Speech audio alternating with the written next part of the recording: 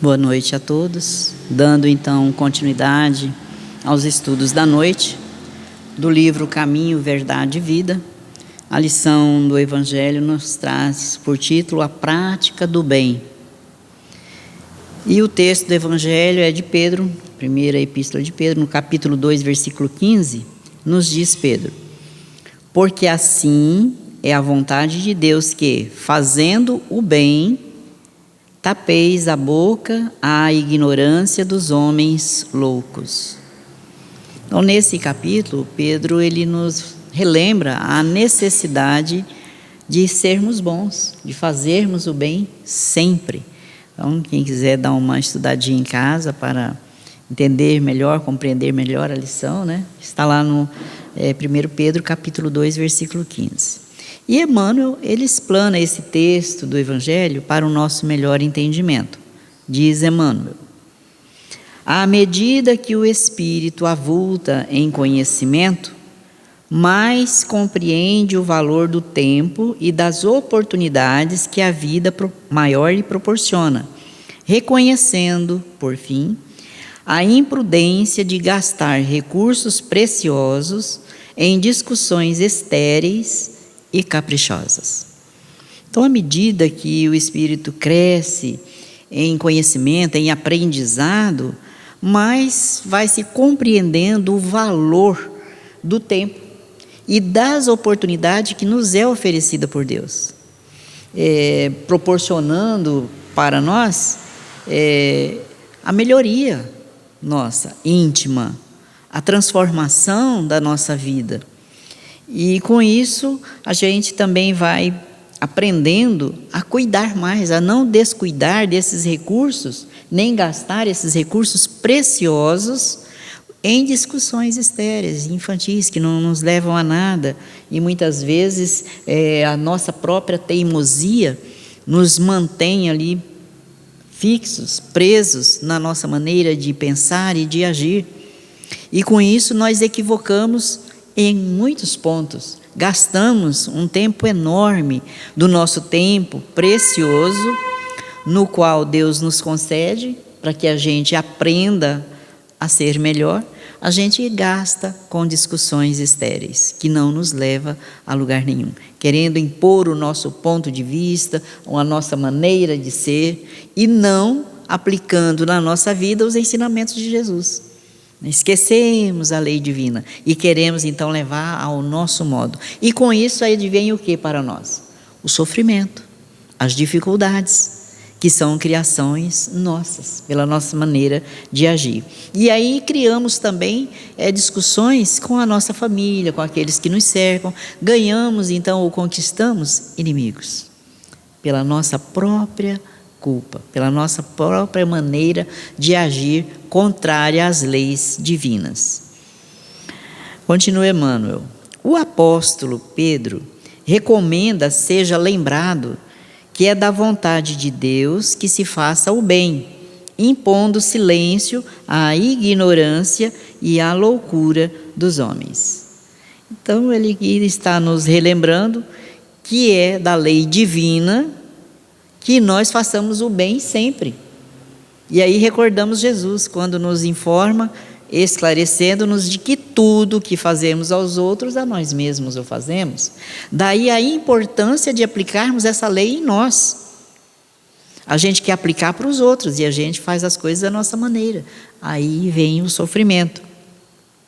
E impor esse silêncio à ignorância significa não criar contenda uns com os outros, não ir às discussões estéreis por esse ou por aquele motivo, E então, quando assim agimos, nós vamos estar auxiliando aqueles que ainda se encontram delirando nesse campo das discussões estéreis, que desejam discutir tudo, Procura-se um motivo para as contendas.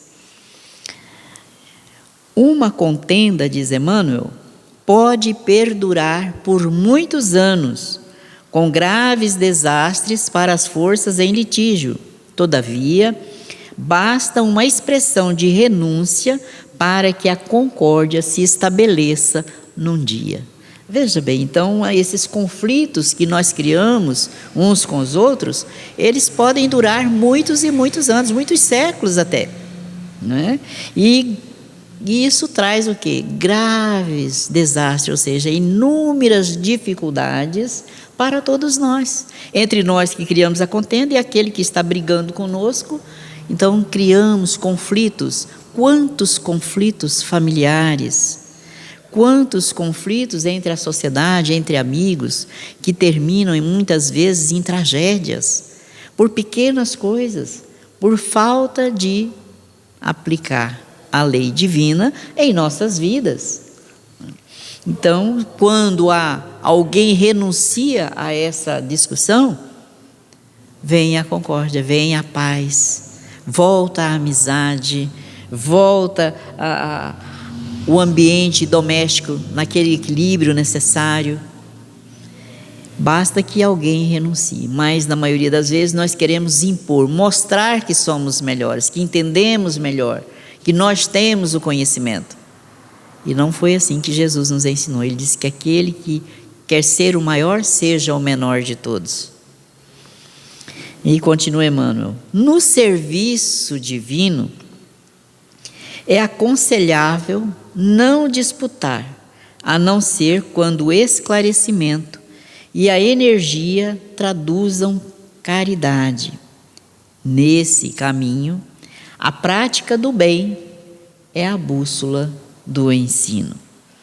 Então, no serviço divino, no serviço diário que nós temos, Emmanuel nos convida a não disputar, a não ser que haja necessidade de um esclarecimento maior, aonde a energia e a caridade deve estar presente, a bondade, a compreensão, porque muitas vezes nós vamos esclarecer, mas de forma contundente, porque as nossas palavras, a nossa maneira de falar, elas dizem como estamos pensando e como estamos agindo. Então, pelo tom de voz, as pessoas nos conhecem. Então, muitas vezes, ainda não conseguimos vencer essas dificuldades em nós e não nos esforçamos para conquistar a mansuetude, a humildade e saber, então, dialogar com aqueles que nos cercam. E aí as interpretações vêm porque é o que eles estão vendo em nós. Porque o nosso semblante, o nosso rosto, ele é um cartão postal. Quando estamos tristes, as pessoas sabem que estamos tristes. Quando estamos zangados, as pessoas também dizem: hoje ela está brava. Pela nossa expressão facial. Quando usamos a bondade, o carinho, também estampa no nosso rosto essa condição. Então, daí a importância da gente se conhecer profundamente e modificarmos a nós mesmos. Nos autoevangelizarmos para que as nossas atitudes e as nossas ações, elas sejam o bem que Jesus viera nos ensinar a colocar em prática na nossa vida diária, junto de todos, não só da nossa família, mas todos aqueles que nos cercam. Na verdade, somos todos uma só família aqui na Terra, né? Família consanguínea, mas os outros também são nossas famílias, porque somos todos filhos de Deus. Antes de termos o nosso pai e a nossa mãe, quem é o nosso pai? Criador. É Deus que nos criou a todos iguais. Então todos somos seus filhos, por isso somos todos irmãos. Então essa nossa energia diante do esclarecimento, aquele que nos cercam, deve ser com caridade, com bondade. E nesse caminho então, diz Emmanuel, a prática do bem é o caminho, ou seja, é a bússola, é a orientação do ensino para todos nós. E ele continua dizendo: antecedendo qualquer disputa, convém dar algo de nós mesmos. Isso é útil e convincente. Então, antes de disputarmos alguma coisa, antecedendo qualquer disputa, nós temos que dar algo de nós mesmos, porque isso vai ser útil e também decisivo naquilo que nós objetivamos alcançar. Então, a disputa, ela tem que ser baseada no amor de Jesus. Não é uma disputa, mas é uma condição de auxiliar ou de dar algo de nós mesmos em favor dos nossos irmãos.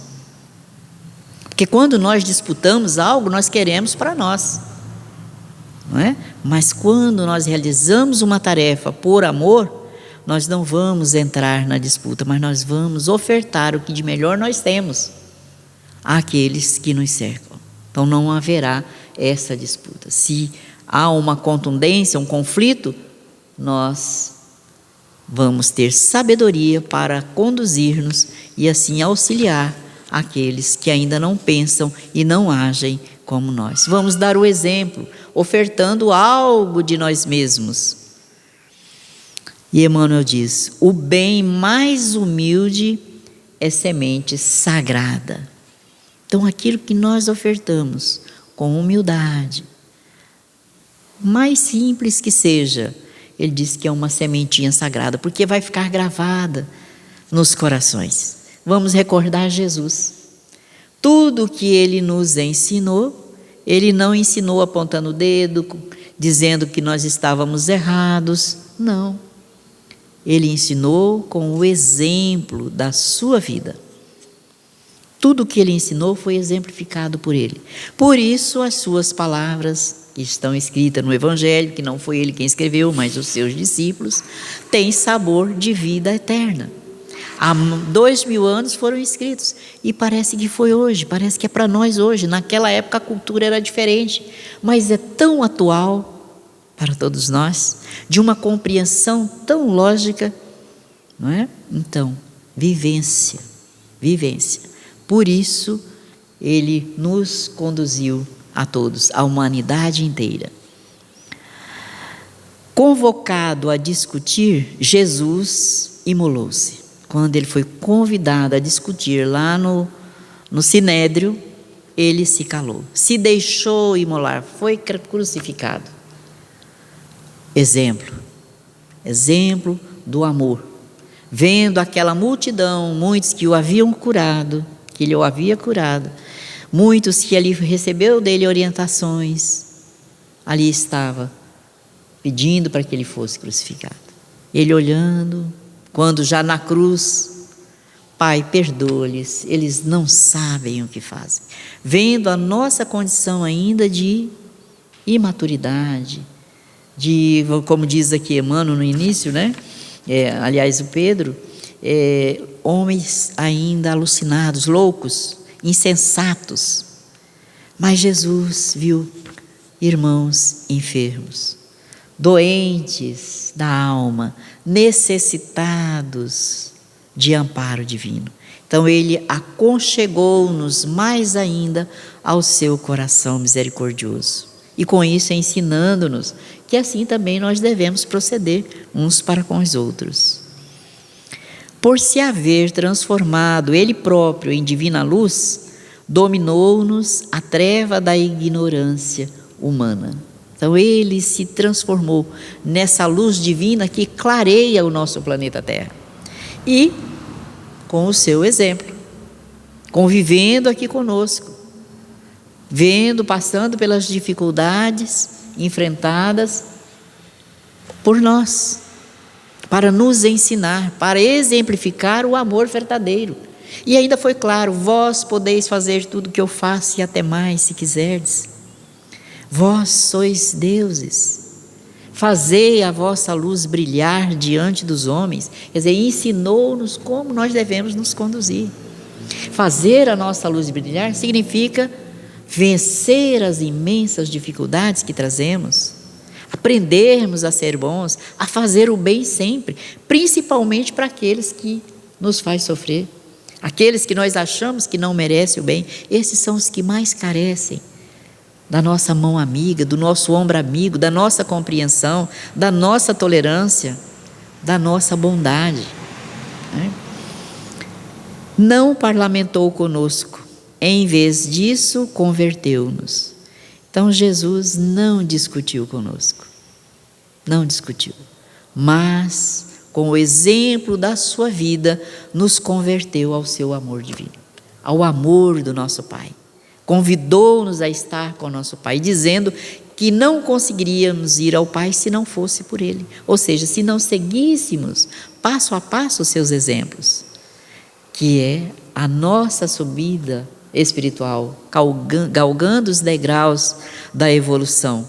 É preciso que sejamos bons.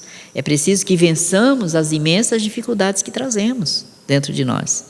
E ele finaliza: não reclamou compreensão, entendeu a nossa loucura, localizou-nos a cegueira e amparou-nos ainda mais.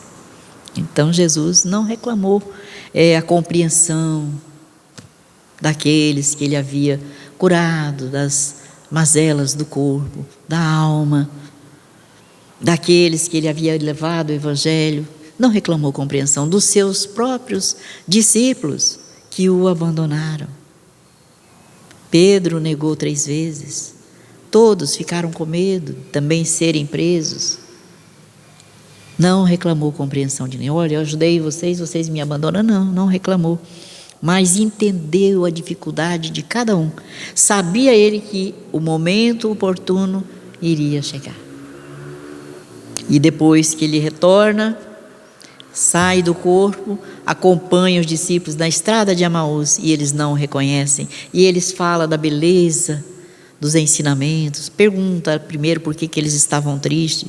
E no final eles convidam ele para cear com eles e só no partir do pão ele é reconhecido.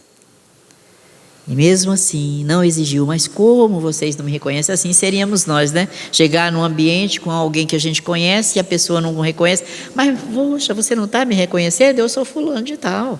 Não é assim? Jesus não reclamou nada. Vivenciou os seus ensinamentos. E traz com isso para nós a oportunidade de nos libertarmos dos males que ainda trazemos dentro de nós. Então nós ficamos muitas vezes orando e pedindo a Deus para nos ajudar, para nos auxiliar, mas e a nossa parte? Será que estamos fazendo? São reflexões que nós temos que fazer dentro de nós. O que estou fazendo para me modificar? O que estou fazendo para aplicar na minha vida os ensinamentos de Jesus? Como está o meu comportamento diante dessa ou daquela situação? E aí então vamos encontrar as respostas que nós precisamos para nos auto-iluminarmos. No livro Almas em Desfile, escrito pelo nosso irmão Hilário Silva, nesse livro são 2 etapas. Na primeira é pelo nosso irmão Valdo Vieira e a segunda é o nosso irmão Chico Xavier.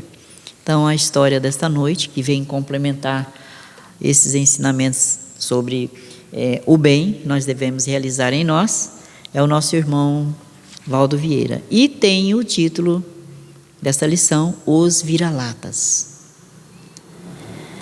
Então escreve Hilário Silva: desaparecera Nelito, o filhinho do industrial Sérgio Lúcio. A família viera da cidade passar o fim de semana no apagado burgo madeireiro.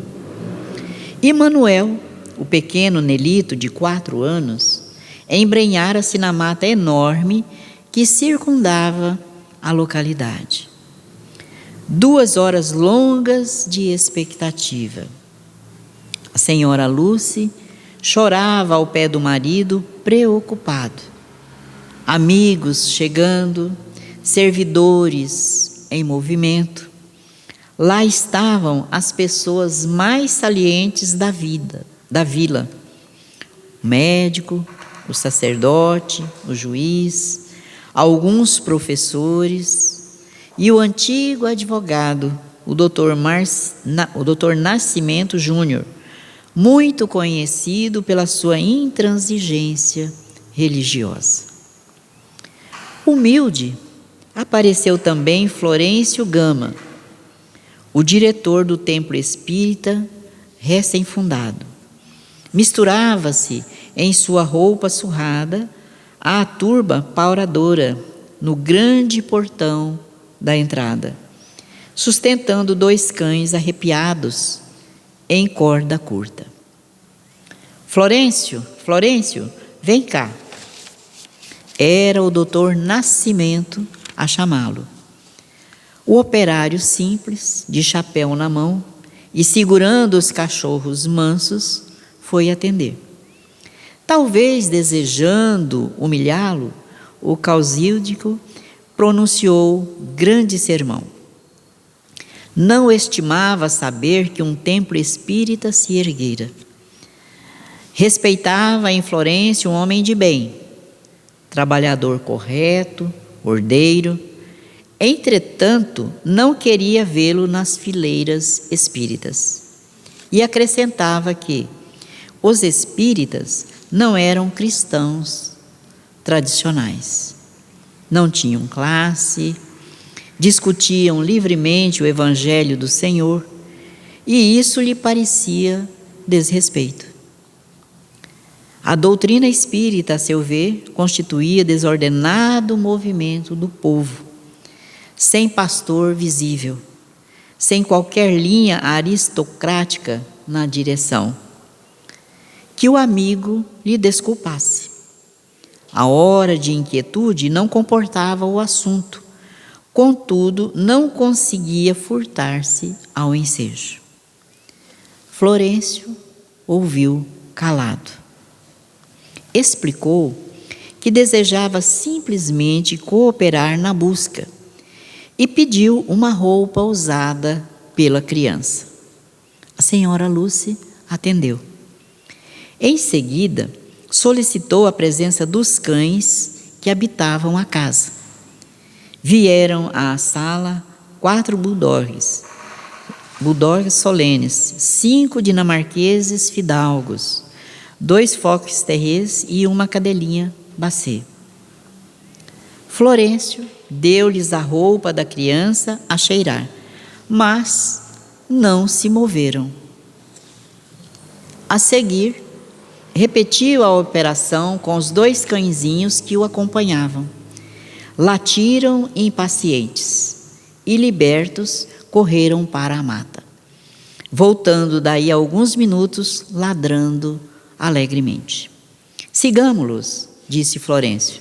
Tudo indica que a criança foi encontrada. Todo o grupo avançou. Com efeito, em pouco tempo, seguindo os cães, surpreenderam a criança dormindo num monte de palha seca. Os animais ganiam felizes, como quem havia cumprido agradável dever. Júbilo geral. Florêncio recolheu os companheiros para a volta e, dirigindo-se bem-humorado ao doutor Nascimento, disse-lhe: olha a lição, doutor. O senhor, de certo, enganou-se ao dizer que a doutrina espírita não possui representantes respeitáveis. Temos sim, e muitos. Agora, quanto a sermos uma religião do povo, lembre-se de que os cães de raça, embora valiosíssimos, ficaram em casa emproados e preguiçosos. Nossos cachorros anônimos, porém, não hesitaram. E terminou contente. Conforme o senhor disse, os espíritas podem ser os vira-latas do canil terrestre, segundo o seu conceito, mas procuram trabalhar, aprendendo a servir. Então, vejam a lição. Diante da contenda, ele não discutiu, calou-se e foi objetivo na tarefa que ele ali tinha ido a realizar, que era auxiliar na busca do pequeno, e assim o fez. Mas antes vimos que ele deu prioridade aos animais que habitavam a casa, todos cães de raça, mas nenhum se moveu. Os seus cãezinhos, vira-latas, imediatamente já latiram, ou seja, sentiram o cheiro e foram à procura da criança e encontrou. Então nós também devemos agir desta forma. Quando alguém querer entrar em contenda conosco, seja de qual forma for, sobre religião, sobre qualquer aspecto que seja qual for a contenda, no trabalho ou questões políticas, seja qual for. Não vamos entrar em discussões estéreis que não nos levam a lugar nenhum. Mas vamos colocar em prática as orientações de Jesus, que nos ensina a fazer o bem sempre, aonde quer que estejamos. E a calar diante das agressões é a melhor coisa que fazemos. Fazer o bem e entrarmos em oração, envolver o nosso irmão nas orações, pedindo a Jesus o auxílio para todos nós. Porque também estamos em aprendizado. Estamos aqui buscando a nossa transformação moral, cada um de nós. E assim vamos caminhar, seguindo as pegadas de Jesus, vamos alcançar e construir dentro de nós o reino do amor que Ele vier a fundar em nossos corações. Então, sigamos o bem, façamos o bem aonde quer que estejamos. Então, vamos agradecer a Deus, o nosso Pai, Criador e mantenedor do universo, a Jesus, o nosso amado irmão, que incansavelmente nos assiste a todos, trazendo para todos nós lições preciosas do seu Evangelho, que nos conduz a nos libertarmos dos males que ainda trazemos em nós, que nos auxilia a mantermos a serenidade das nossas emoções, o equilíbrio do nosso pensamento, que nos auxiliam a viver em paz uns com os outros, aonde quer que estejamos, a construirmos a nossa saúde espiritual, vivermos o bem sempre. Assim, Jesus, nós te agradecemos. Agradecemos aos nossos irmãos benfeitores espirituais que nos auxiliam, que nos inspiram nas tarefas de amor que devemos realizar, que nos conduz a estarmos sempre ligados ao teu coração bondoso e misericordioso. Auxilia-nos, ó Jesus, a não nos afastarmos da tua presença. Rogamos-te, Senhor, que envolva todos nós que aqui nos encontramos, os nossos lares, os nossos familiares, todos os nossos irmãos que se encontram enfermos nos hospitais ou em seus lares igualmente. Abençoa, Senhor, os nossos governantes da nossa cidade, do nosso país e de todos os países do nosso planeta Terra.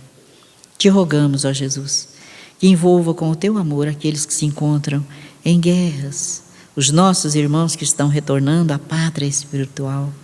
Derrama sobre todos o bálsamo do seu amor, aos familiares deles a consolação e a esperança, a certeza de que não estão sozinhos, mas de que tu, Jesus, se faz presente. E te pedimos, Jesus, pela vossa imensa misericórdia para com todos que promovem a dor e o sofrimento, que a tua paz se faça em todos nós, não só hoje, Jesus, mas sempre. Que assim seja.